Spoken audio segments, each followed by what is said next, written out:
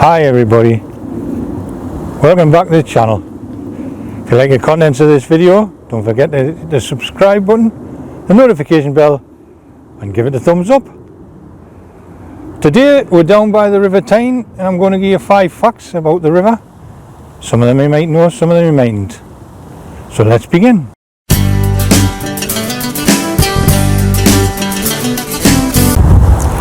The River Tyne has two main subsidiaries, the North Tyne and the South Tyne.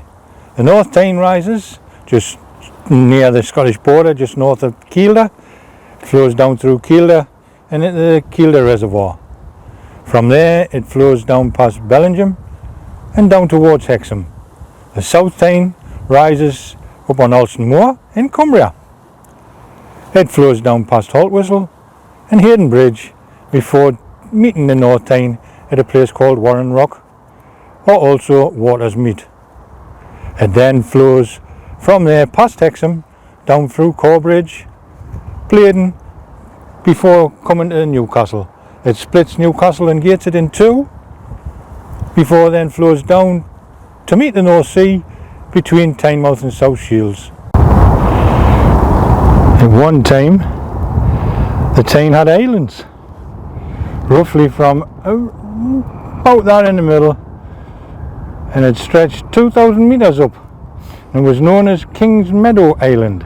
There was a pub on it called the Countess of Coventry, and the landlady used to keep cattle on the island. Every now and again they used to race horses and have regattas. But the Tyne Commission decided to dredge the island in 1862 to improve navigation up the river. They also took away two smaller islands known as Clarence and George. The Tyne is one of the cleanest rivers in the UK, believe it or not, and is the best in England for salmon and trout fishing. You can even see there's a couple of boats that are probably sunk, the wooden ones, and they slowly rot away. For low tide you can see what's left of them. The Tyne itself, from its source down to the mouth, is roughly 70 miles. Newcastle has 3 hidden rivers that flow into the Tyne. The Skinner Burn, which enters the Tyne just beneath the white sign, just to the left of the bridge turret. It raises at the top of Bath Lane, follows Bath Lane down the west of Clayton Street West, curves round the site of the old abattoir and down the east side of Forth Banks where it enters the Tyne. The burn was coveted between 1840 and 1859 as houses grew in the area and the conditions were unpleasant for the residents. The hole just above the river is the exit for the Lord Burn culvert, which rises in Leazers and runs across Richardson Road down the side of Thomas Street before it bends south just up to Percy Street and goes down beneath Grey Street and Dean Street and the side where it exits it there. The culvert of the burn finishes in 1784. Loads of material was dropped onto Lord Dean to level the site to create Grey Street. As you can see, there's the culvert that enters the Tyne. That is from Pandon Burn, which raises just north of Spittal Tongues and flows parallel to Clarence Road before crossing the Great North Road and runs in front of the gardens of the Civic Centre. It then bends east and follows Northumberland Road before bending south at roughly where Northumbria University is and goes under by Manor Station, crosses the City Road and goes down to Tyne.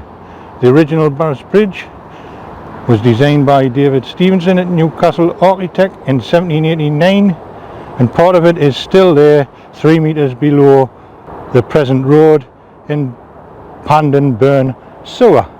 In Newcastle, the Tyne has 7 bridges, the most iconic of them being the Tyne Bridge, whereas it's actually the 4th Tyne Bridge. The Roman bridge was built in around 122 AD, and that was followed by a medieval bridge in around 1179.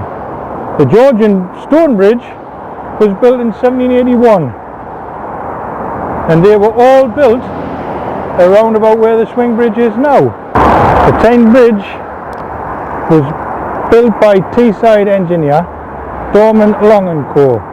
and was designed by Mott, Hay and Anderson. Has also designed and built the Sydney Harbour Bridge, but neither were copied as they were both started roughly about the same time. Sydney Harbour Bridge was started a few years before the Tyne Bridge, but they finished afterward being a bigger bridge. The Tyne Bridge was completed in 1928 and was opened by King George V and Queen Mary. If you like the contents of this video, don't forget to hit the subscribe button. Help this channel grow, be much appreciated. Thanks for watching.